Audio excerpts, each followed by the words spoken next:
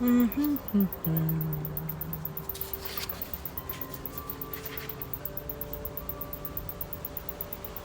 Greetings, greetings, greetings. Greetings, greetings, greetings. I see you, beautifuls. You are starting to come on in. Um, I'm going to give folks a little bit of time to get in. I have a feeling we may have like a really nice and intimate group today.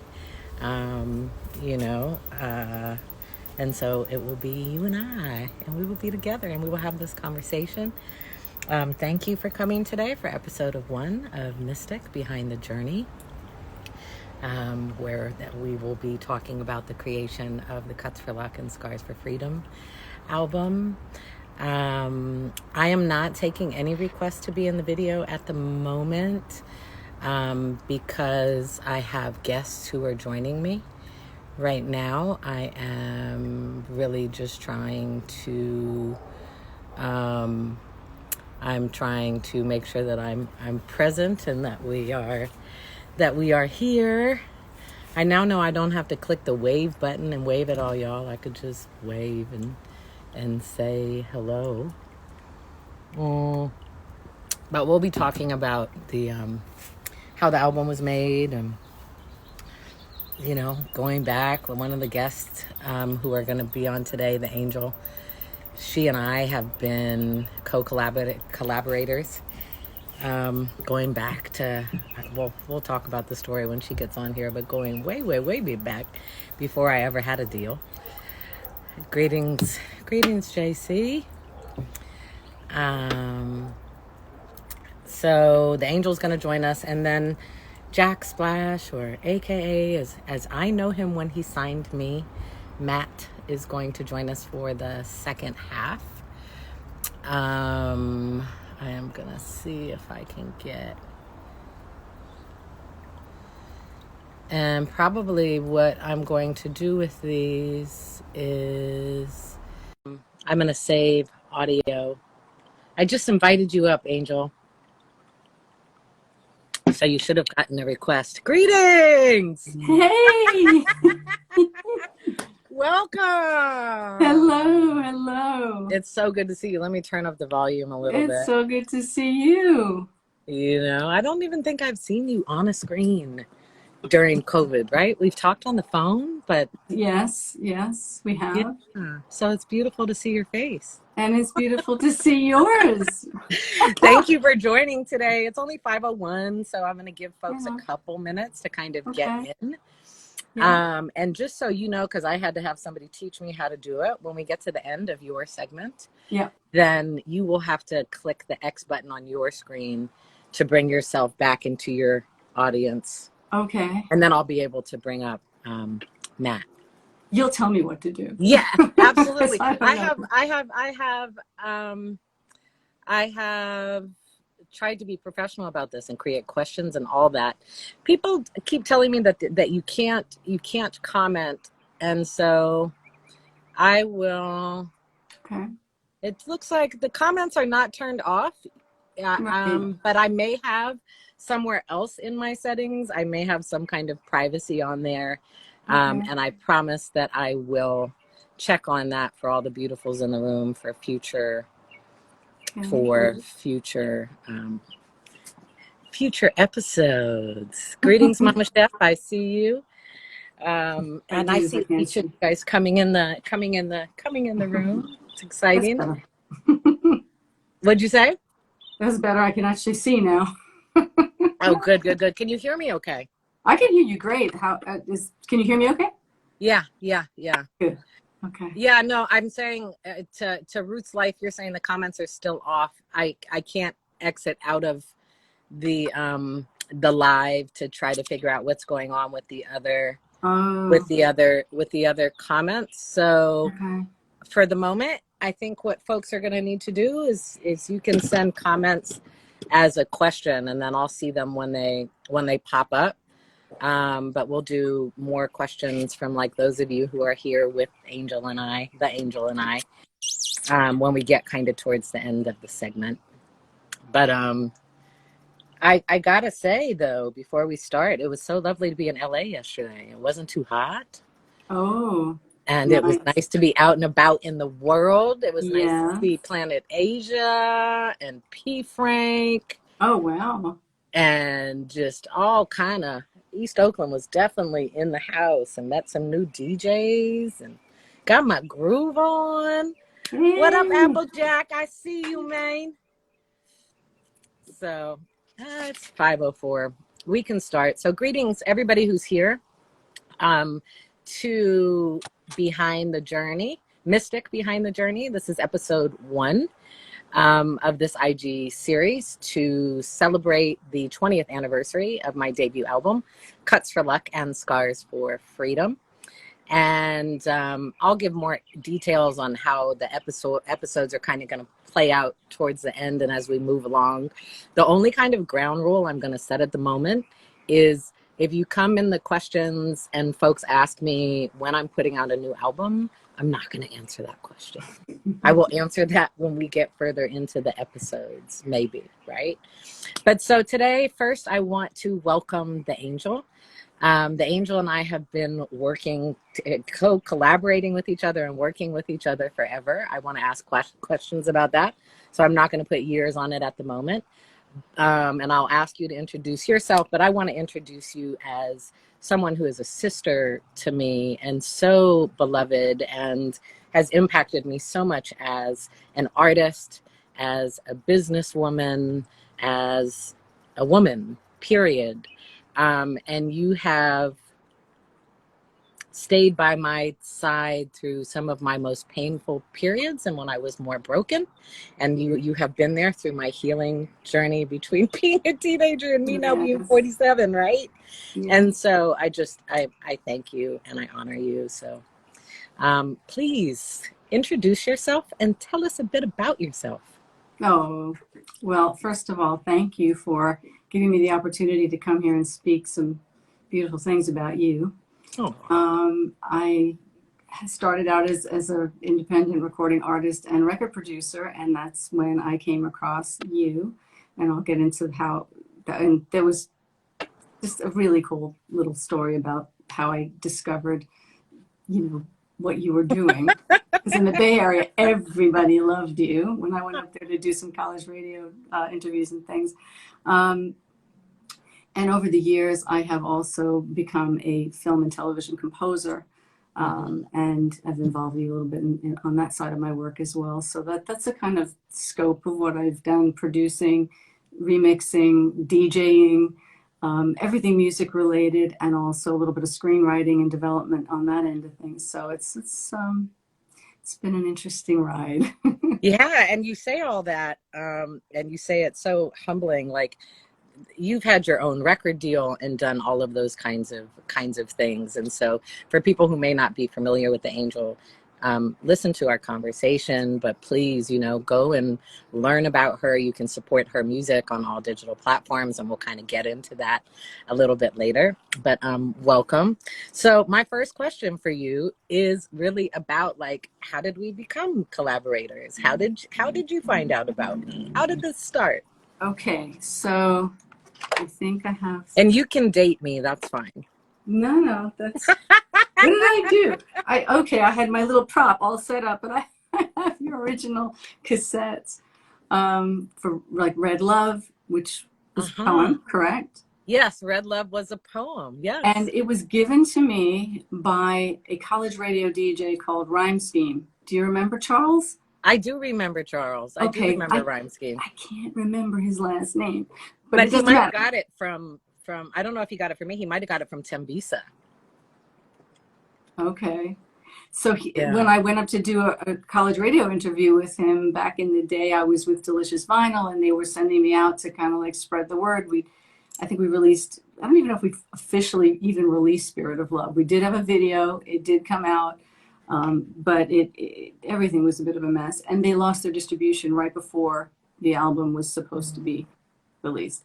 So that whole project pretty much got shelved, just the way things work out. But the beauty of having been with them for a little bit of time was that I got to meet fantastic other artists like yourself. Oh, And so Rhyme Scheme, when I went up to the Bay Area to do a little bit of promotion, said, you have to check this out. This woman is amazing. I think you're going to love her. And I was like, okay. He's like, you should work together. I'm like, okay, that's cool. I got back to LA and I had to listen. And I was just like, oh my God, she's really talented. And listen to these, you know, it was lyrics, it was a poem, but the way that you performed it was so deep and meaningful. And I just thought, wow, I loved your voice. I loved the cadence. I loved everything about you. And I hadn't even met you yet. So I had you in the back of my mind. When the right thing comes along, the right opportunity, I'm going to knock on her door. I'm going to find her. I'm going to call her. I'm going to see if there's something we can do together. And sure enough, in 1996, ooh, yes, ma'am. yeah, Keith Thompson, who was working at Blue Note.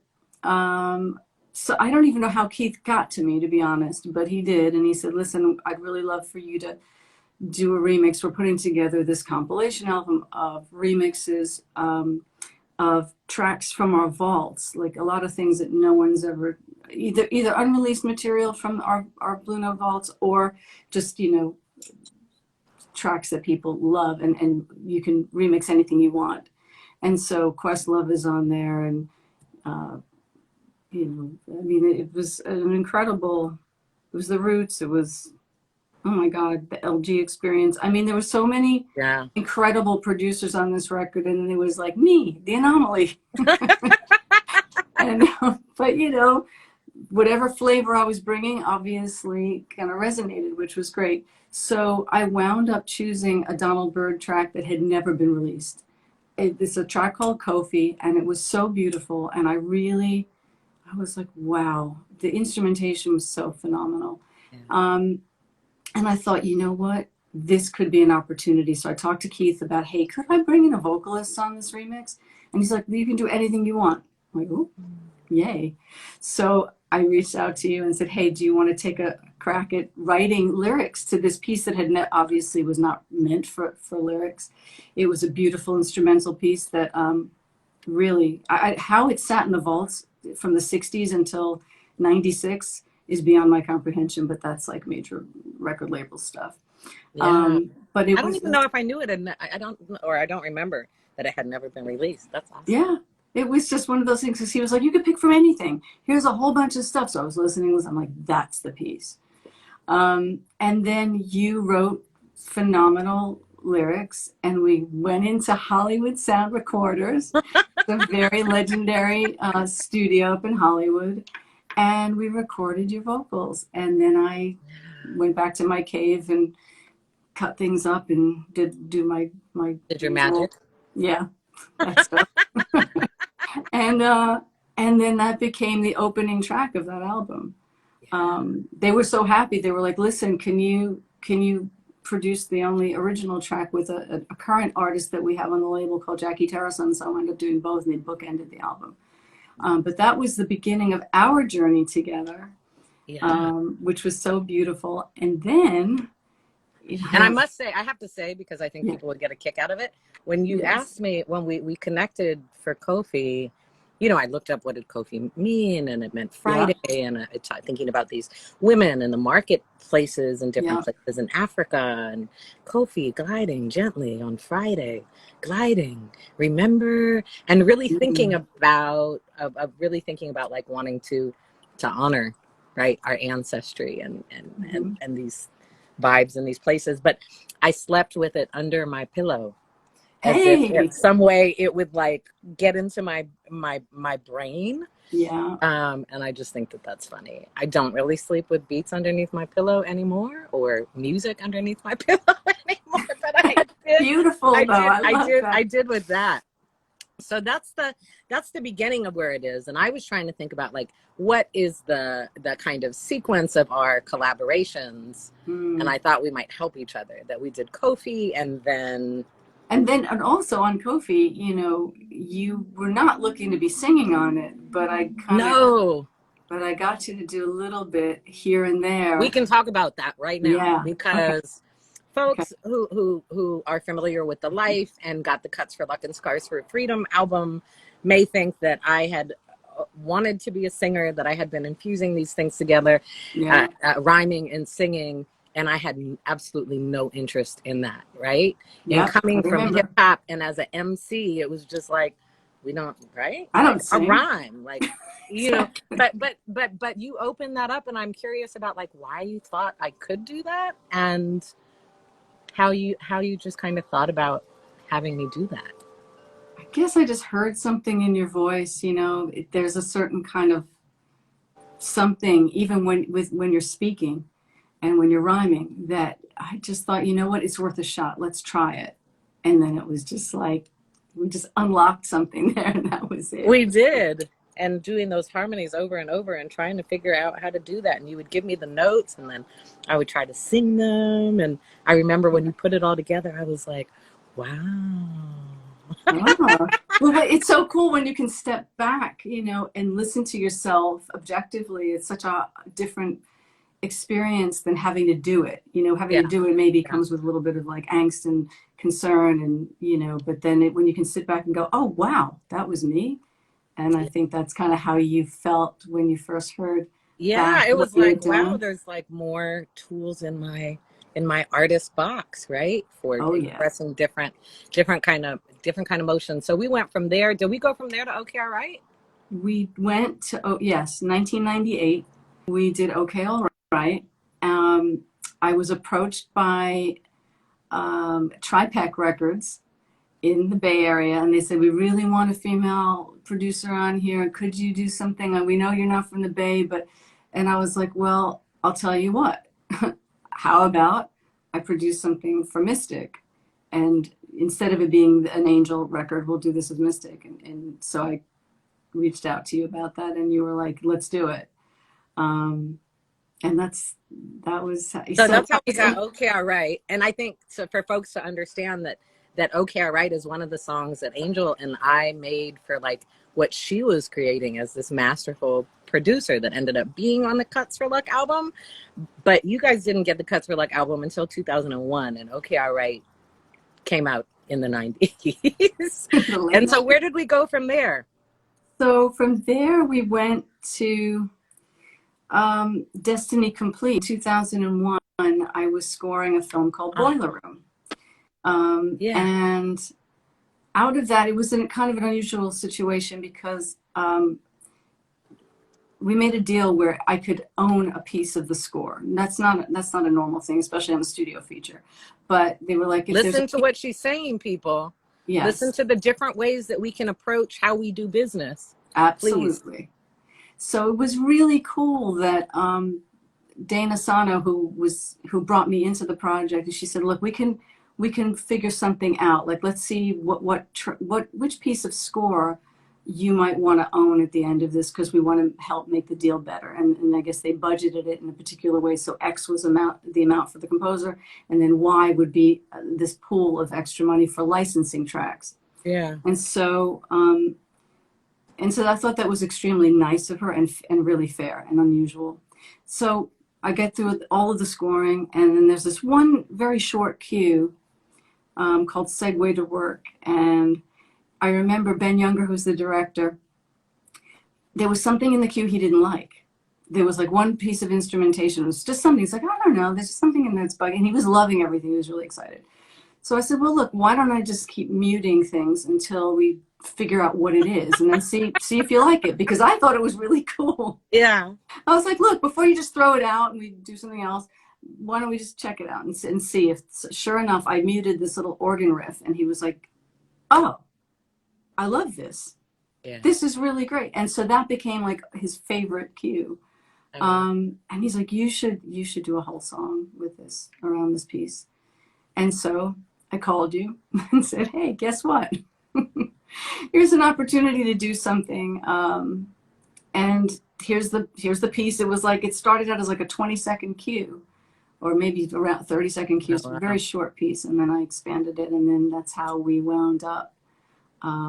With there's two versions of Destiny Yeah, Complete. so I was gonna say that you sent it, and I wrote a singing song. Exactly. Which you had not been really anticipating No. that I would do. And so I came back with Destiny Complete. What Were you surprised because I hadn't done that before, or that's like your vibe with the music? I was just like excited that you were going to be rhyming on this piece. I mean, you came out with these beautiful singing verses and choruses, and I was like, oh, but this is really good. So, what do I do with this? Well, so we wound up recording that version, and then I was like, please, please, please, can we do another version? I really wanted to have a version with you rhyming on it because I absolutely love.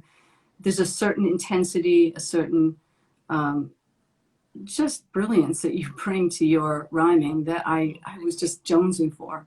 And so we did two versions of it, and that's Yeah, what. and that's the bittersweet version. And again, you guys can find this music. You can Yeah. find Destiny Complete. You can find OKRA. You can find the bittersweet version of Yeah. Destiny Complete. There's a video. Yes, indeed, we did a video to the bittersweet version. Those so Destiny Complete is the two versions are on my album, and the singing version is also on Cuts for Luck. Exactly, exactly. So again, it's an example of like how what you and I have created has so contributed to my development. And when people got it, they thought it was something new if they had not heard your albums. Yes. But that it already existed as its own kind of beautiful, beautiful piece. I have all these questions and we're gonna run out of time. I see Jack Splash joined, but so I think I know the ones that I want to ask though. And we Okay. 'Cause we answered got some other ones is one I want to talk about Ghetto Birds. absolutely because that was the next one. Because that was actually, written for the album in the space of mind where I Yeah. was in Yes. creating Cuts for Luck and Scars for Freedom. And I remember being at Tajia's house and the Ghetto Birds there, but I don't remember, like, did you just send me the track? And then I know I came over and recorded. I don't remember.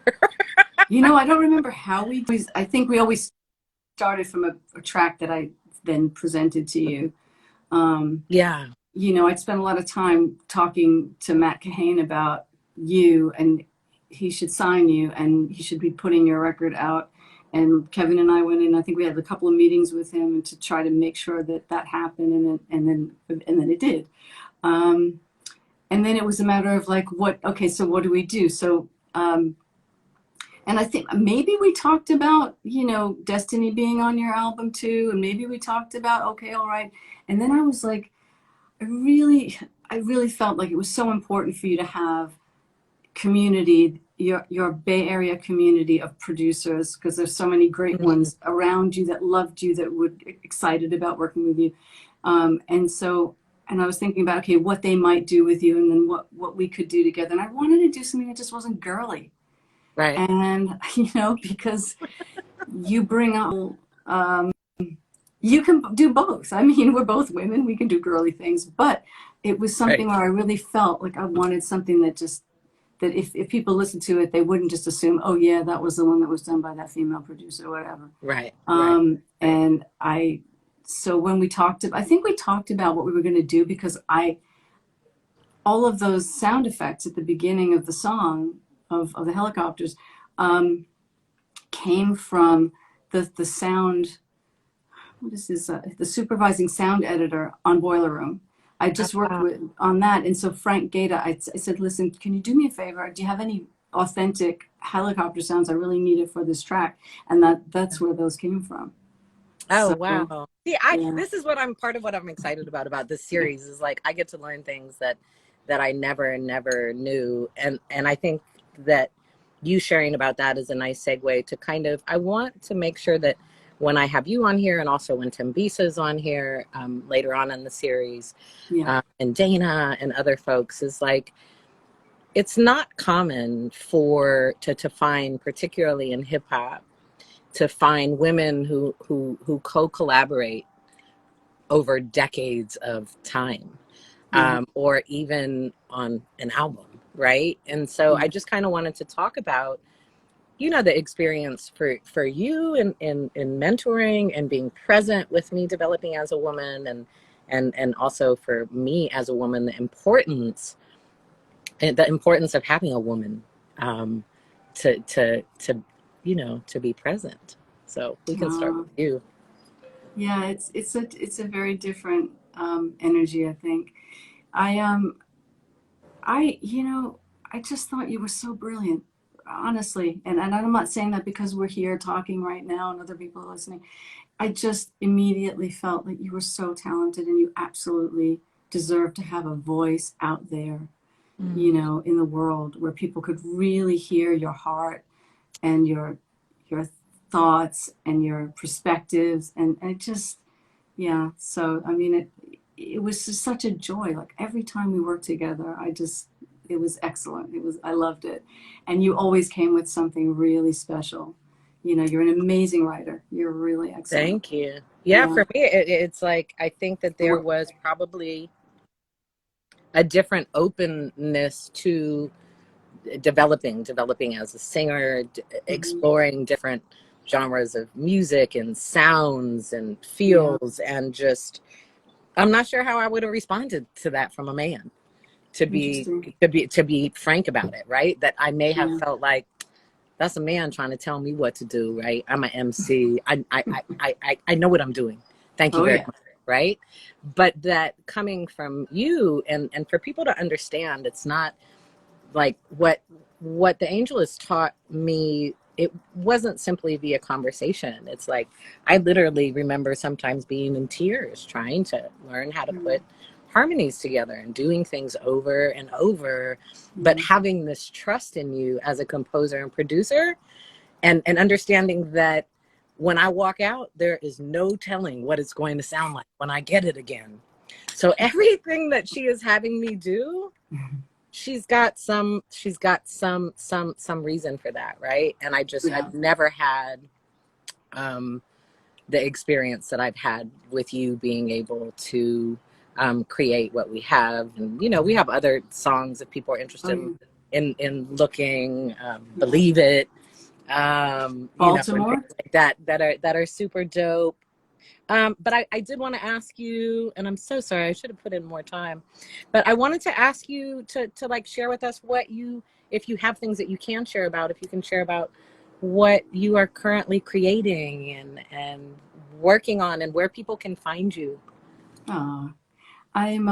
I'm actually taking stock of some of the score that I've done that for independent projects where I own the score and actually compiling and getting ready to release some things that will be a little bit mind blowing because they're so not what people are used to hearing. You Yeah, know, they're not beat driven, they're not cutting edge, although I have done a bunch of that as score as well. But so I'm kind of just I think during COVID it gave me time to look back and and think, you know what, there's a huge body of work no one even really knows I've done yeah, in a lot of yeah, respects. yeah, yeah, yeah, So I'm doing that and discussing a bunch of projects as far as composing. So we'll see what lands and what doesn't, but hopefully yeah, something cool will land and I'll be yeah. able And to talk about where that. can we find you? Where can we find you? What's your social media? What's your website? What's your Bandcamp? Where What am are you I? what are you under on Apple Music? What are you where can people find you and find us? Well, we are you know, I'm the angel with various different names on all the different platforms, unfortunately, because someone else got in with the angel name on a lot of different in social media. So I'm the angel dot super crucial on Instagram. I'm super just at super crucial on Twitter. And I'm that's a the super super SUPA. yeah. Yes. I'm on Clubhouse. I'm kind of a little bit I'm a little all over the place. But we are and Mystic, you know, okay, all right is out there as a single, also on all the streaming platforms and, Mm-hmm. you know, Spotify and I mean, it's a little harder on Spotify and Apple because there is another The Angel. There's another artist using the name, and I know that you've also had that. Experience that, Pretty right? much everyone's had that Apple happen at this point. Music, right? Yeah. Yeah. But Um, we are OGs in this. yes, we are. And I'm so deeply honored and humbled to have been on this journey with you. Thank you for catching my tears. Thank you for loving me. Mm, Thank you for not being like when I was a teenager, not being like, oh, she's kind of broken, right? I don't know. Her art is good, but I don't know, right? No. And just through going through things, when my father passed, and just like, you have always held me and loved me. And also, you have taught me so much about what it is to be a businesswoman in the music industry. And I share, I share that so I can say it publicly to you. I've said it over and over to you privately. Sure. But I also share it because I think for anybody who is in the room right now who is a developing artist and wants to be an artist, I would say that part of the reason it's so important to understand the business and to understand that what even still in 2021 people call norms, Oh, right? yeah. And that's standard, is that there doesn't have to be anything standard about that. And there doesn't have to be anything normal about that. And if there are people who are willing to share wisdom with us, it's like, be open to that wisdom, and also understand that sometimes internalizing that wisdom and growing is not always the easiest thing to do, but it really No. is going to serve you as an artist, and as a business person in your future. Absolutely. And you hit upon something really important, which is that when people tell you, well, it's standard, doesn't mean it's fair, doesn't mean it's a Right. decent thing to present to someone. It just means it's been grandfathered in. And, historically, musicians, artists have not been treated particularly well in our industry. Yeah. So, I've always felt that it's super important for us, artist to artist, to be as really giving and equitable and fair and decent with each other, because we're the only ones who will be. The corporations won't. Yeah. Yeah. So, Exactly. yeah, Exactly. that's a Well, really important piece of that. thank you. And thank you for joining me today. And for folks who are in the room, I'll do what do they call it on Clubhouse? I'll do a refresh. I'll do a reset. This is Yeah, Mystic you Behind can the Journey. reset the room. You can reset. To talk about and explore the journey of my debut album, Cuts for Luck and Scars for Freedom, which literally turns 20 years young on July 31st. And here we had the Angel as my first guest. I thought it was important to set the stage, and have people on here who have been so influential on me as an artist and my journey. So thank you, Angel. And Thank you. I love you. I see these questions from folks in the room, and I'm going to come to those at the end of this time period. There is a comment for you from, I'm just going to say Mark. I don't want to mispronounce your last name, Mark, but his comment was just that you are absolutely amazing. So, Aw, that's really, really sweet. Yeah. Well, I love you so much. I'm I love so you. proud of you. Thank you.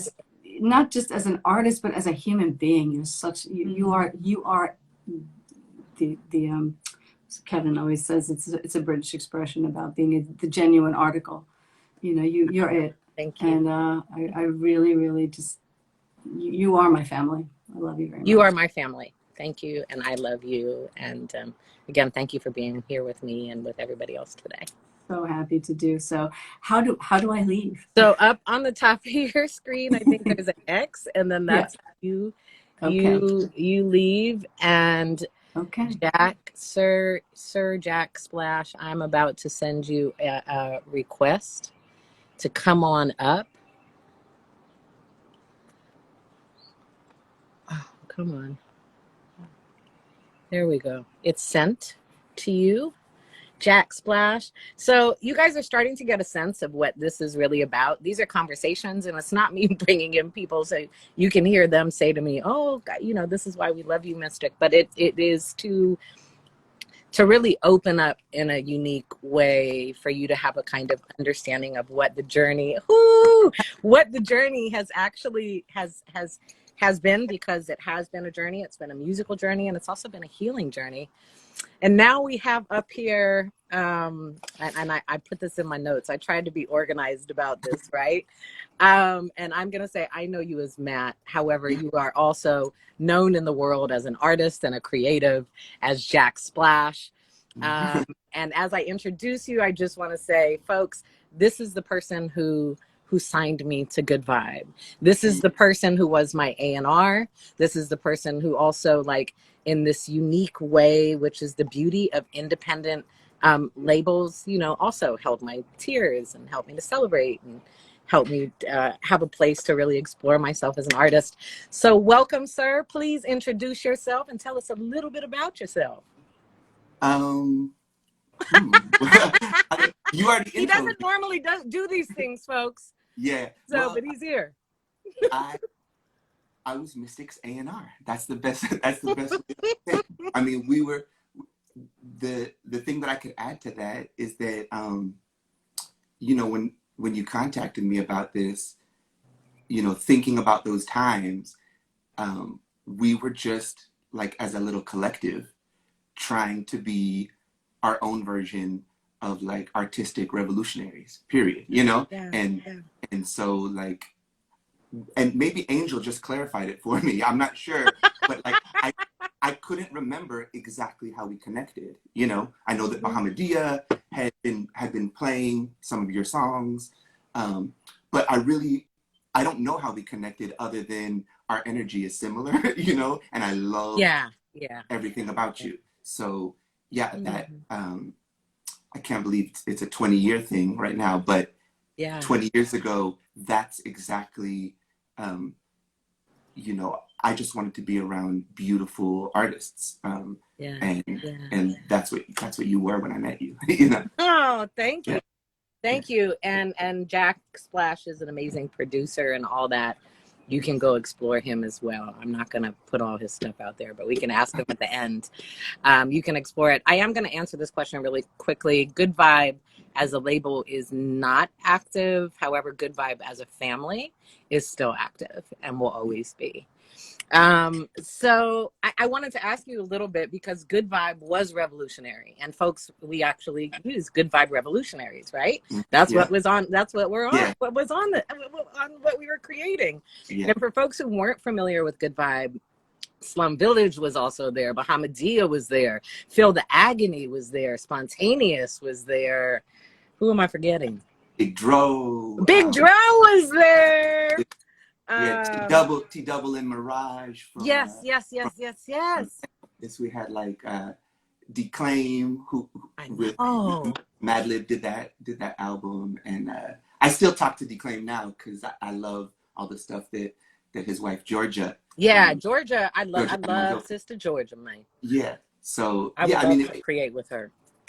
you definitely need to because that would be something magical. Yeah, yeah. What was the kind of thought? And then I see Cliff is in the room. I see some other Good Vibe Uh-oh. family folks are in the room. Big up, Tiffy. So maybe you can talk a little bit about like what was the kind of ideology and what was behind creating Good Vibe? I mean, You were hella young. yeah, I mean, truthfully, we we were just like kids that that loved hip hop. And when I say that, I don't mean just the music. I mean truly the culture, you know. And you know, like before I was making music, I was like breakdancing and tried graffiti and you know basically anything that was hip, like even all my politics, 90% of my politics was Yeah, coming from yeah. like whether it was KRS or Pac or whoever it was, which again we'll get into that maybe later, but which is why I love you as a lyricist and poet so much. But yeah, we were just kids that like felt, I think, me personally when I started it, I felt like hip hop was being a little bit robbed from us, you know, by the corporations.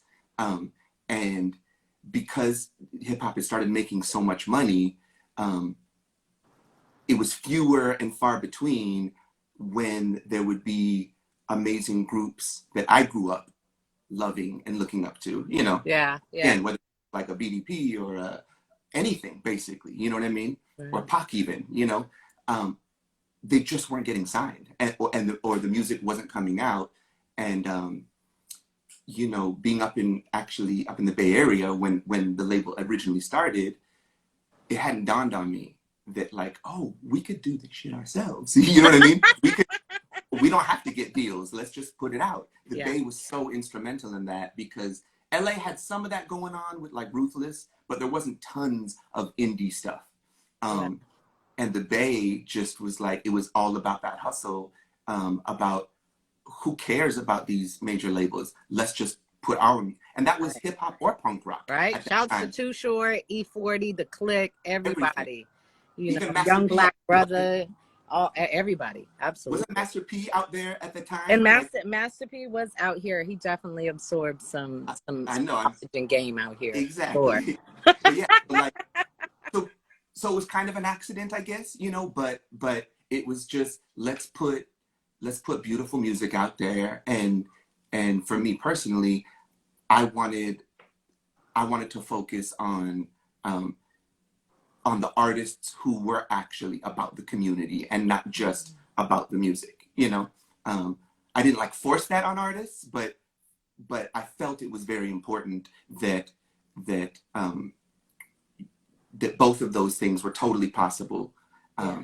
Yeah. Which is why I really, really, from like the first moment I heard any of your music, I was like, oh my gosh, she's so dope. And, and and I was hyped, you know what I mean? Yeah. So yeah, Yeah. that's kind of what Good Vibe was. Where It it was, came from. And I have yeah. to tell people, he and I were laughing about this, but I came to LA. There's a couple stories to tell about it, right? But I came to LA and like I was in your car and I can't remember who else was in the car. I don't know if it was Spawn. I don't know if it was somebody else, but you were playing this music and you started freestyling. And I remember sitting in the car like, What the what's hell? going on? My A&R is freestyling, right? But I also thought it was so dope, and so I understood that I was like, you know, what I was becoming, part of. And I guess Angel kind of talked about how, and you did too, how you heard about me. And I wanted to share the story with folks that I've shared, that I was on tour with Digital, and you called and you shared with me, you know, we knew we were going to try to do a deal. Yeah. And I remember telling Shock, and it was both a beautiful moment and that he went on stage that night in whatever city that we were in and announced on stage that Mystic had just got a record deal, right? And this is DU Goddess, right? She just got a deal and everybody was all excited. And I was like, I can't believe he went and did that. I haven't even signed the deal yet, right? But I also like, he was so proud of me and it was such a beautiful moment. And then we also had these conversations where we were both in tears, where I felt like, you know, I was going to have to go home to go make the record. And I wanted to be with Digital, but also make the record. And he was like, you have to go fly, Stick. I'm going to tell you, like I told Pac, you have to go fly. And I was in tears and I was like, but I love y'all and I want to be with Digital. I am Digital. This is my family. And he cried because he got it. But you opened up the opportunity for me to go fly. And in Shock's mind, I wasn't necessarily the next person in line coming out of the crew, but Yeah. you opened up this opportunity. And the fact that I was able to fly made him incredibly happy, right? And so I wanted to talk about, like, you were a super dope A&R, and I'm not sure that people in 2021, perhaps in particular, understand the power and the possibility and the beauty and synergy that can happen between an A&R and an artist. And part of the reason I say that you were so awesome as an A&R was that you allowed me my own autonomy and freedom to create, but then you also were bringing in pieces of music that ended up being Neptune's Jewels, right? That Sample 208 produced, and you brought in the piece of music that was Forever and a Day that Manifest produced. And so it was this really beautiful balance. And so I was wondering if you would just kind of, you know, share some wisdom about what it is to be an A&R and how that can really help artists in their development, but also to be free. That's, yeah, it's really interesting because even listening back now, you know, going back and listening to the album, um, a couple things like light bulbs went off in my head again, where that I had forgotten about, which was, I think back then, and probably even still now, I think musically and sonically, your taste and my taste are a little bit different, right? Yeah, Like yeah, yeah. I think it's different. But what was the most important thing to me was your poetry Mm. and was your words and was your heart, period. You know what I mean? And so I think I remember early on when we were working,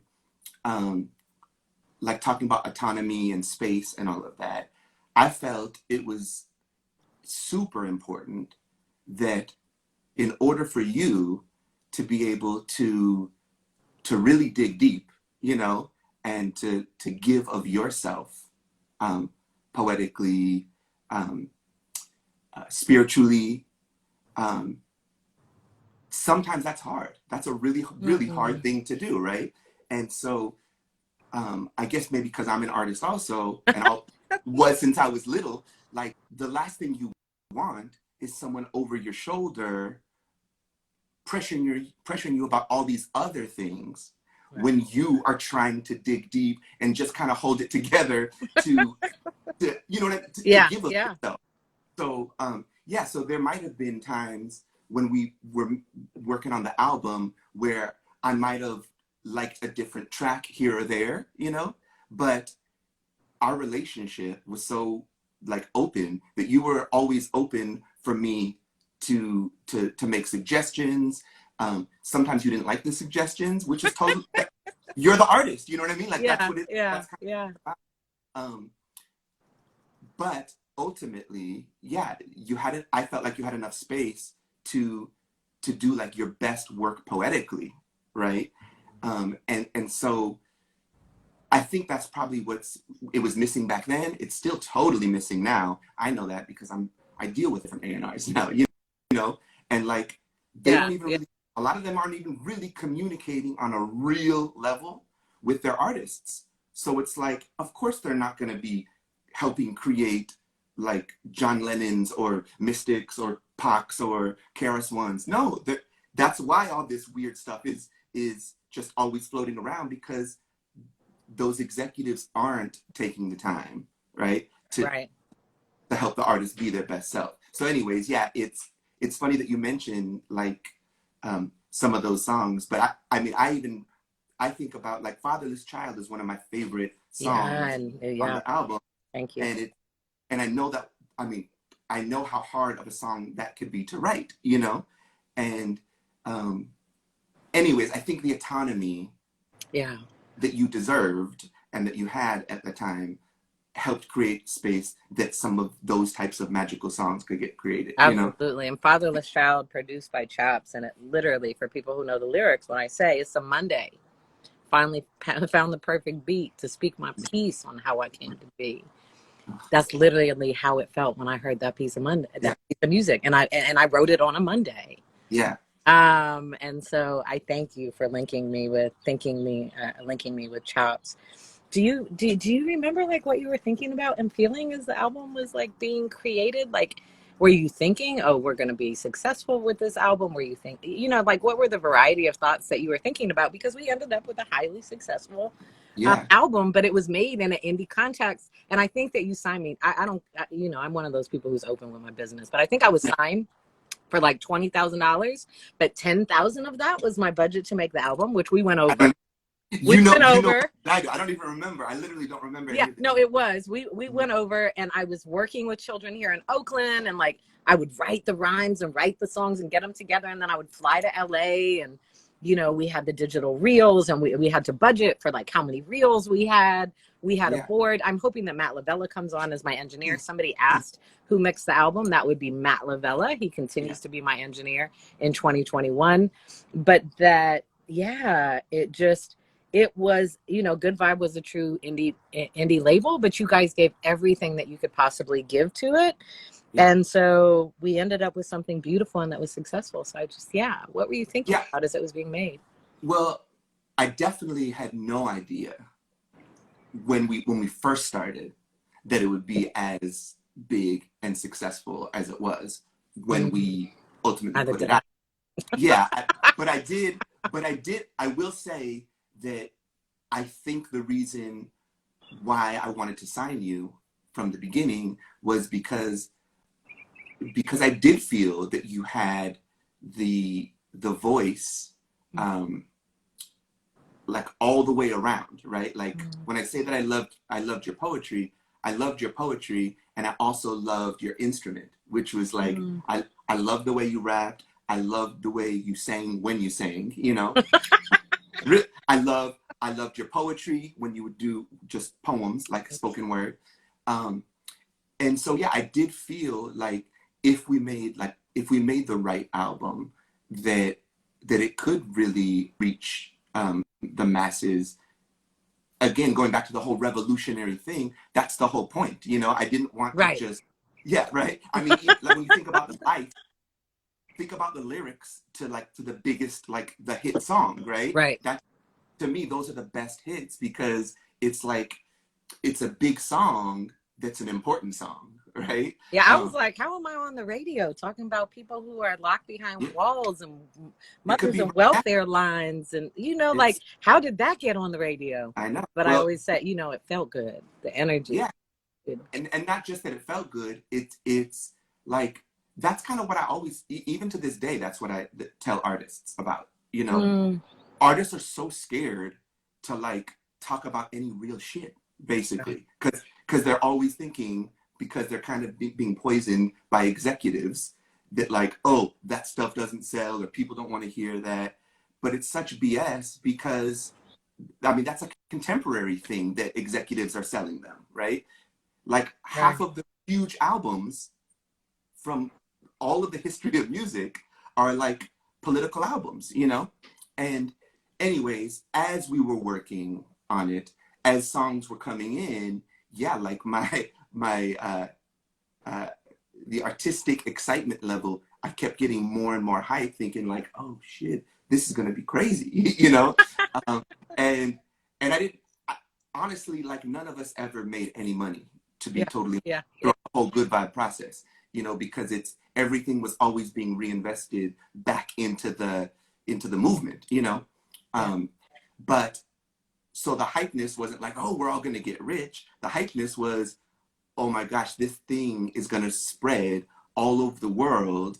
And I knew the type of person and soul that you are. I knew that it wasn't just gonna be the songs, it was gonna be in every interview, in every performance, all your love and all of everything that was behind all the songs, you know, was gonna be getting out there, which was exciting for me. Oh, wow. Yeah, because I think about the experience and like, and I still, to this day, I'm like, make the art, right? Yeah. Do the creative, make the art, and then you figure out what's going to happen later. Don't make your art thinking about like, I'm going to sell records, or this is what I think the plan is, because we don't actually ever know that, ever.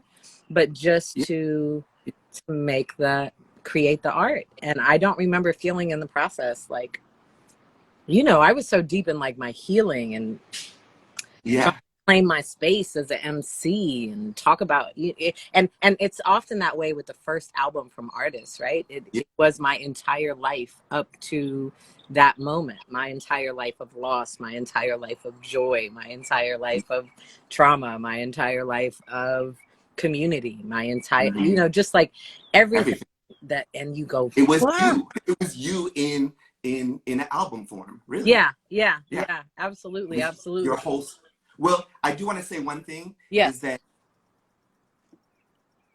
I know it was difficult for you to navigate after.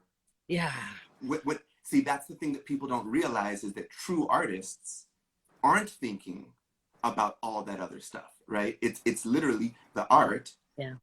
And so when things did get big, you as a both sides of the brain person did have to navigate, like, okay, how, and I think all probably artists throughout history kind of have to do that, which is like, how do I maintain 1,000% of my integrity and beauty, and still go along for this crazy ride, you know?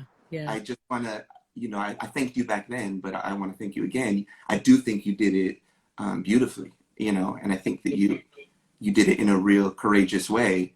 And again, it's not always easy, because it's literally everything that happens. It's, I remember at a certain, you probably forgot about this, but I remember at a certain point when the Life was totally blowing up, and all these R&B stations wanted to start playing it, but we had to figure out, back at that time, this is how old school the thing was, they wouldn't play any rap lyrics. Yeah, they wouldn't play any rap lyrics. So we had to figure out a way to do a new bridge and to remove the rap, and the rap is so important, you know what I mean? Yeah. And so, but I remember us having like a really long conversation about this, and I think at first you totally weren't down, which makes perfect sense. Right, because I think I was scared that people weren't gonna know I was an MC. Yeah. They were gonna think that I was a singer, and I'm like, Yeah. I didn't, I'm an MC. Yeah, but all I'm saying is we did ultimately do a version. Yeah. And I think if I remember correctly, to me it was still important that those R&B stations played it, even though I thought it was lame that they couldn't play like a 16 or 8, I don't even know how many bars the verse was. Right. What, your listeners are going to be that offended by, like... Right, but it allowed VH1 to support it, VH1 Soul to support it, exactly. Which that's why there's also a version of the Life video that just has the oh, that's crazy. Right? And so it's a trip, and every once in a while I'll go looking for something and I'll find it and I'll be like, there's no rap in there.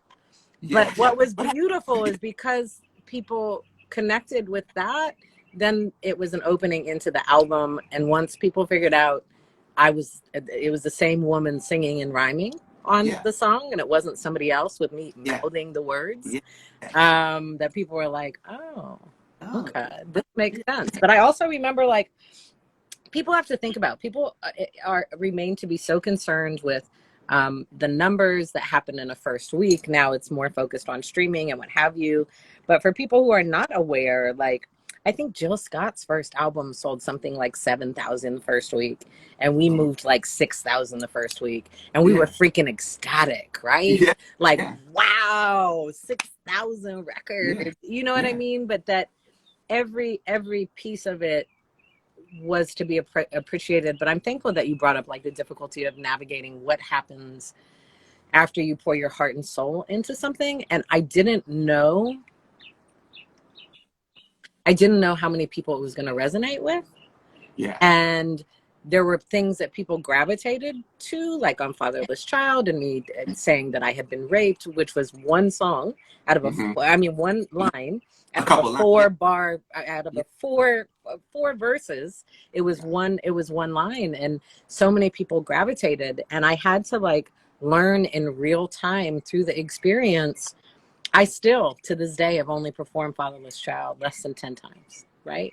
Because that song was about my healing process, and I was crying in the studio as I was recording, and it was, it was therapeutic.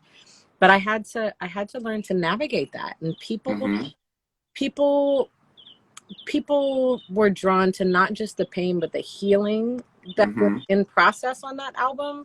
But people often shared their traumatic experiences with me. So it's like there was other trauma that was coming to me, but it's not like they were trying to traumatize me. They were saying, thank you, your music has helped me, right? But I need to tell you my entire family was murdered first, or I need to tell you that I was also raped, or I need to tell you, and just to move across the nation and literally just hug people and hold them as they cried on my neck and told me in my ear what they had experienced, right? Like, those kind of things are so hard. So there's the emotional part, but there's also, like, when you're a woman who's an artist and your records start to pop and the opportunities are there. I saw somewhere that Walt Liquor is in here. See, Walt just said, I remember that. Walt Liquor said, I remember that. I know you do, Walter. I know Walt remembers. But, like, I really remember this one incident. We were up, I think, Walter, we were up in, like, Vermont or something, and then we heard we were going to get the cover of Flaunt with, like, Rufus Wainwright and some other high profile artists. And I went to go do the shoot, and they tried to put me in, like, a AA bikini top. And I think I looked so stunned that the woman from J-Corps who had come thankfully she just was like an OG about the shit, and she was like, she doesn't wear that. You guys are gonna Yeah. have to find something else. Yeah. She doesn't do that. And I was Yeah. just like, oh my God, thank you, right? Because you're Yeah. also trying to hold on to, I wasn't an artist who was trying to exploit my sexuality, but that also opens up an interesting place of, I thought about it today and I wanted to ask you, do you remember having a discussion about Once a Week on the album?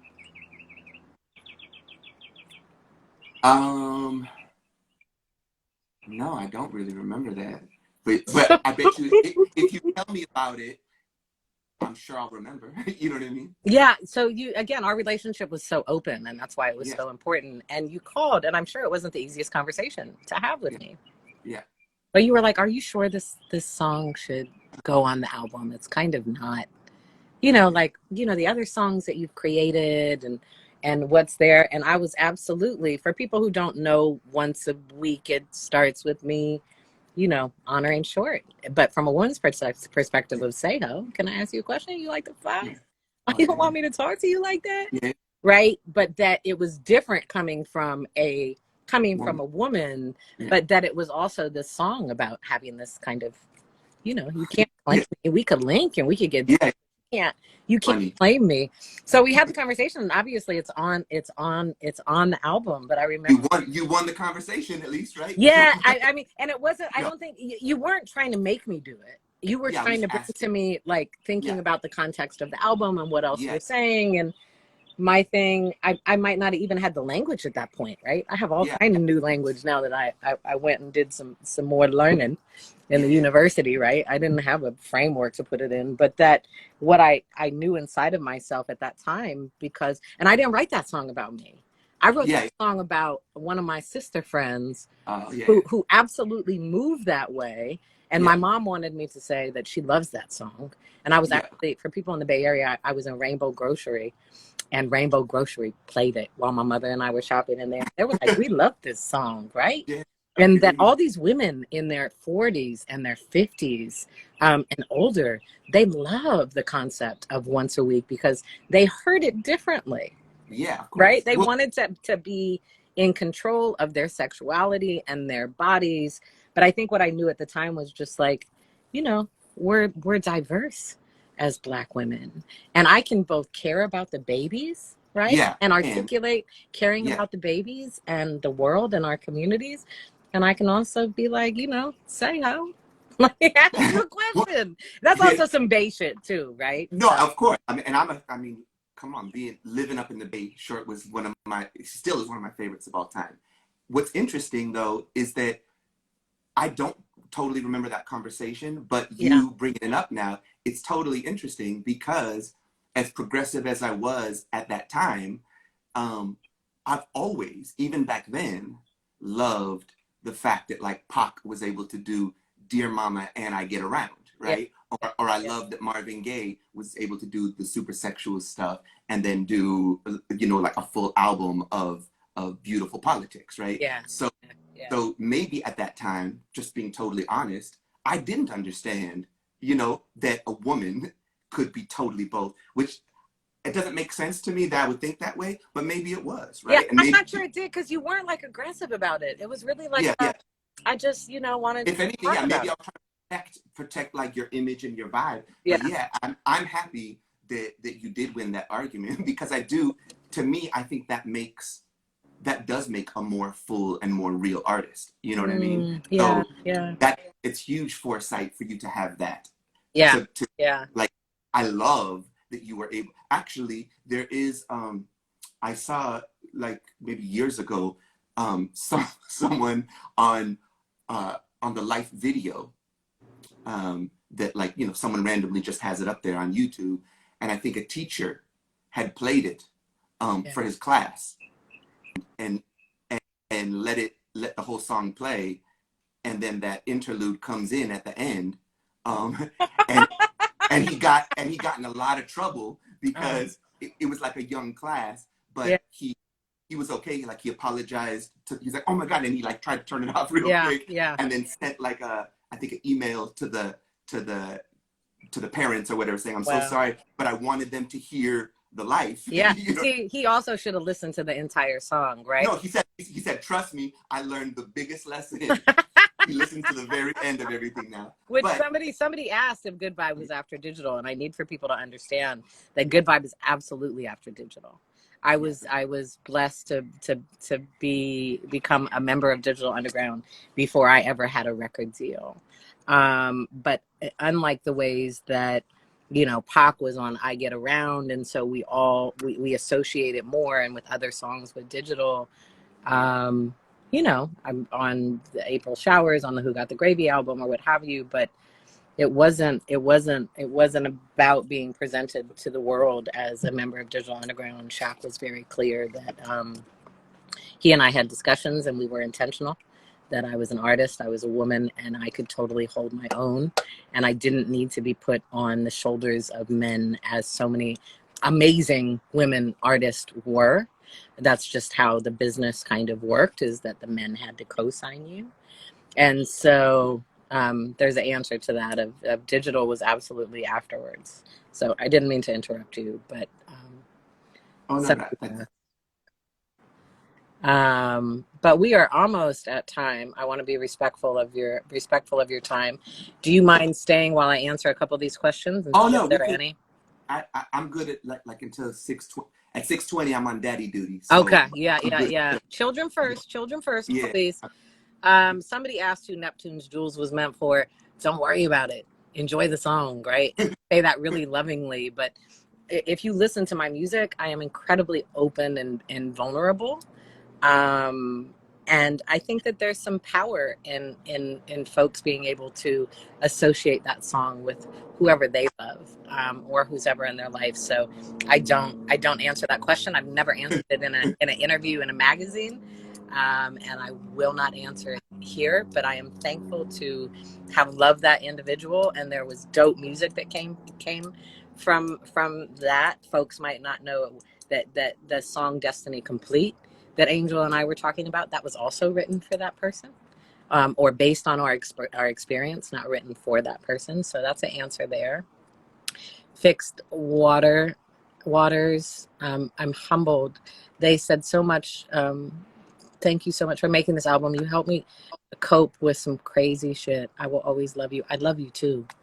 And to have my music be a part of folks' healing journey, which we're going to dive into some more, means the world to me. I did an interview recently for a podcast, and they asked me what success was. And I said that success was somebody not committing suicide because they listened to my music. Success was a young woman being able to use the music to heal and come to love herself, right? It was never about numbers. Roots Life asked who was in the Good Vibe family. We kind of talked about that, so I would encourage folks to go back to the beginning of Jack Splash and I talking. I want to say Matt all the time. You can, whatever. Thank you. And I mostly knew you from Digital Underground and learned of your solo. Truly an inspiration to women. Thank you. I'm humbled, and love to Canada. Somebody asked, is there anything that you have not achieved yet that you will achieve in your music career? Look, I've always been an artist. I'm a creative. Well, I have continued to create art regardless of whether you guys get albums or not. So is there anything left to achieve? As an artist, we always want to grow. We always want to explore. I want to heal more. I would, however, like to be able to collaborate with more educators to incorporate the lyrics into classrooms, to be able to examine some of the kind of themes that are in there around healing and around justice. I think that young children in particular, we really need to love them up and lift them up, and gently remind them, not just through words, but actually believing and knowing what we say, that they have the power to transform their communities, their local communities, and the broader world. And so I would love to collaborate further with teachers, but that's not even like a music career goal. That's just life goal, right? I'm an educator, so life goal. What'd you say, Matt? Well, I have to remind you Yeah. that I think all of this work that you've been doing for the past several years, I totally think it's an extension of it's just a different form of your art, right? Like Yeah. e- even when we were making the album, before any of the success, you were saying I could do this or I could work with kids. It's the same energy, Yeah. you know? Yeah. And Yeah. I really, and so seeing you go on and do that, it's I Yeah. think you're putting out an album every day, like when Uh, when you're Thank with the you. kids. Thank you. Yeah. And it's a trip because I tell people, they're like, well, how long have you been rhyming? And I always start and say, I started working with children. I started rhyming when I was 16. I started professionally, as in I got a paycheck working with children, facilitating with children when I was 17, right? They are the co-passions and they are so interconnected because children are are the people who help me to heal, who Mm, remind me that I was valuable and worthy and beautiful, mhm, and had something to offer to myself and to the world, right? So that means the world to me to have you say that they are interconnected and they are in the same thing. This person asking, who is the kid on the album cover? Oh my goodness, that is Lil Daryl, who is no longer Lil Daryl. He is in his 20s, and that is Carla. That's CMG from the Conscious Daughters. That is her son. That is her son. We had to bribe him. She brought like some candies or sweets. He was only like 3, and so we had to get him to stand still. We shot it around the corner from where I lived on Oakland Avenue. I'm just making sure that I see you, Erica. I see you, Robert. I see all of you beautifuls. Trying to see if there were any more questions in there. But I think that we are, I think that we're, I think that we're good. So I want to, Guy, my partner, my business partner said, make sure you save this. I will, Guy. I will. We'll make sure that I save it. I see you, Peps. I love you. I love all of y'all, right? And I'm gonna take. I see Money B too. I want to take this moment to, because I have the opportunity, so that you guys fully understand. When you see me, when you hear me say I love you, I do the same thing with everybody in my life. It is about simply spreading the love, and I actually mean it. I don't have to know you. And mhm, so with children, when I'm facilitating with kindergartners and I tell them for the first time at the beginning of the year, and I'm like, I love you.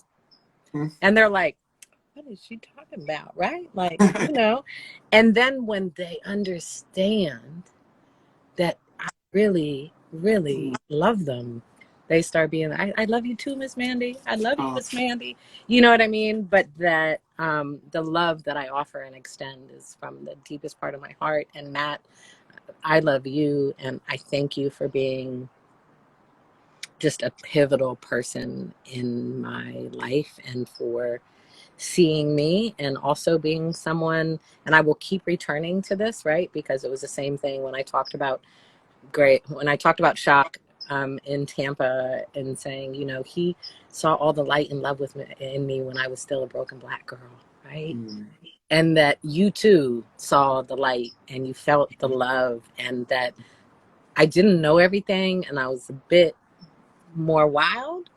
mhm, But that you saw me, that you loved me, that you thought I was valuable, that you were willing to bring me in.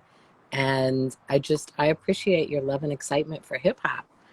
I was telling somebody, I'm like, somewhere in my storage, you used to send me these Dilla beats on mhm. CDs and I think on cassette tapes, right?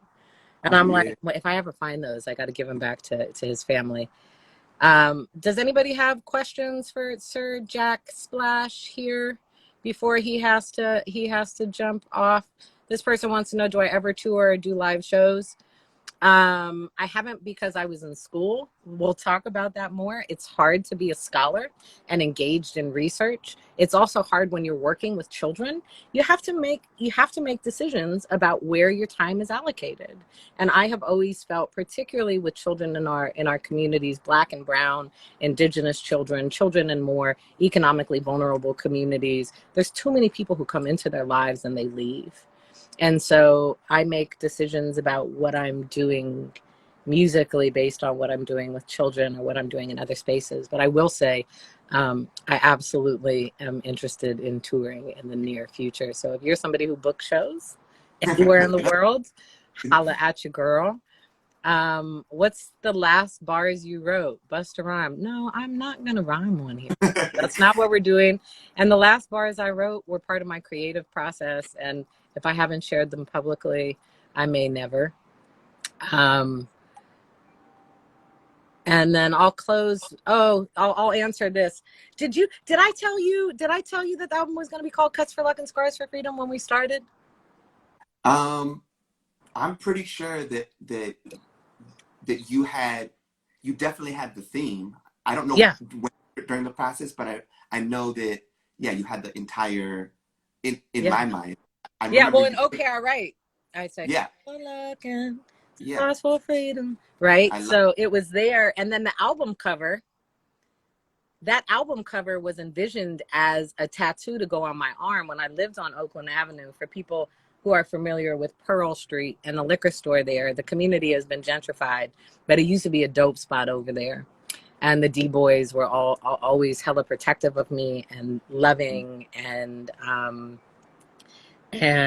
I would walk up there sometimes with children, and I think I was literally walking back from that store one day when I thought about the cover was actually, the tattoo was actually supposed to be walking with a child with one hand and holding a gun in the other hand, to represent that sometimes we have to defend what is valuable. I wasn't going to put a gun on the album cover, and I'm glad it's not there. We get the roses, which is honoring our fallen angels. But so yeah, that's where it came from. But Cuts for Luck and Scars for Freedom, and you know, I have a tattoo on my arm that says warriors are born and soldiers are made. I just have had these ideas and thoughts and feelings that cuts for luck, the cuts are the things that come from our trauma and the things that we experience in life. And the scars are what is left when we begin that healing journey. And our scars are not ugly. They're actually, they're beautiful reminders of the journey and the healing that we've been on.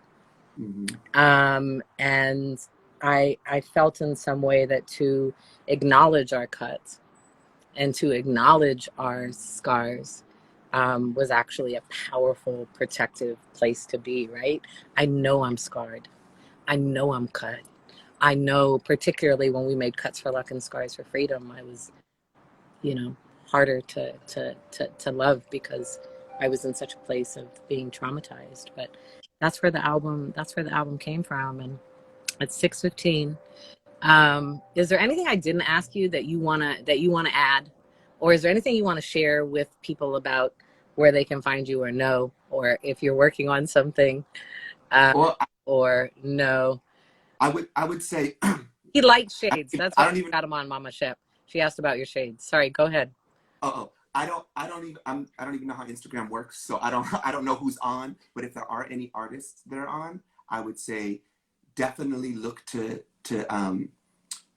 Mystics, to that particular album as a guide, to how free and honest you can be as an artist, and like how brave, at your best, in my opinion, you should be, because even though, like when you mentioned earlier, Mystic, that people would come up to you and explain some of their trauma, and I know it's a heavy and a big load to bear, because I've worked with other artists who've told me very traumatic stories of how that's impacted them, and over time, how much of it you can and can't take on.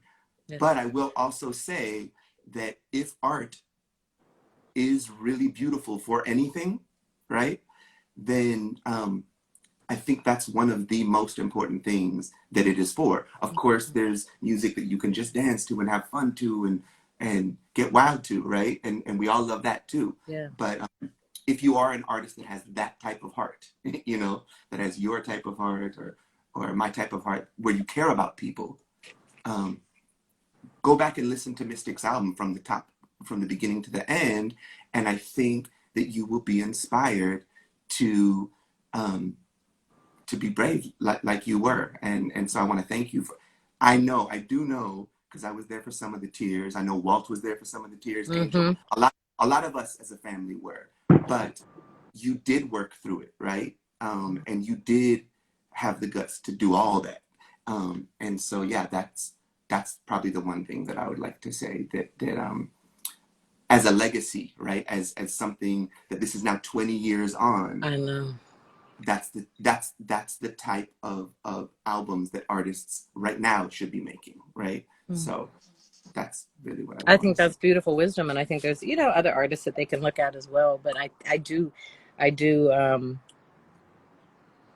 believe that Cuts for Luck and Scars for Freedom is, I didn't know how to do anything except for make a vulnerable Who I Am album, and that's what you'll find there. Ooh, Dave Ghetto is in here.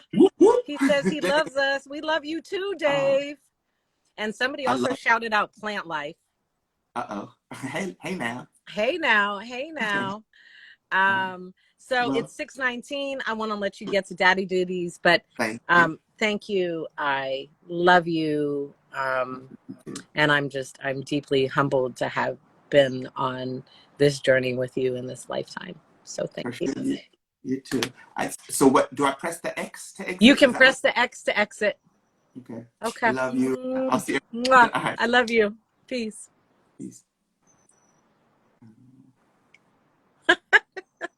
All right, y'all. I am also not going to stay on for super long. I see that there were some other questions, and thank you, Semper, for the love about the album. I'm not going to get into how I chose my name Mystic, but for people who go way back with me, they know that my first MC name was Oshun. So there definitely is a story and a journey that exists between the two. I will definitely tell my engineer that you're a fan, man. My engineer is so freaking dope. I'm trying to get him to come on here and like share with you guys about frequency, not just the frequencies in the mix, and not just about how we mix the album, which is its own adventure, but to peace, Mama Shep. Love you too, Angel. That to talk about what it is to mix using frequency sounds as a guide. It doesn't mean that you don't go outside of them and that you don't sometimes want something that's muddy where frequencies are kind of colliding, but I will definitely pass the message on to him. But if you listen to the Cuts for Luck and Scars for Freedom album, and you listen to the Beautiful Resistance album, mixed by the same brilliant person. I love you, Guy. So before I hop off, I want to say that episode 2 is next week. It'll be on Friday at 5 p.m. And I don't have my calendar in front of me, but it'll be on next Friday. Today's the 17th. I have Matt Cliff. I talked with Matt regularly. Like I said, he's still my engineer in 2021, if that, makes anybody think about whether I'm doing music or not. But that next Friday is episode 2. It's called Who You With, DU. When we talked about the teacher who played the song in his class and he got the beginning part that went with once a week. If folks listen to the End of the Life, I shout out A+ Hieroglyphics and DU Goddess. If people go, you can find it on YouTube and you look for current events. I literally say, Who You With, DU, right? Which that record went #1 on College, and that was so dope to do as as an MC who happens to be a woman. But so next week is my Digital Underground family. So Mun is gonna be here, Klee is gonna be here, Tyranny is gonna be here, some other folks. I don't know, maybe the Elements will pop in a little bit. I don't know. Other digital fam may pop in. But these first 2 episodes, and Tambisa would have been on today's episode, but she's busy and BET Awards and all kind of stuff, right?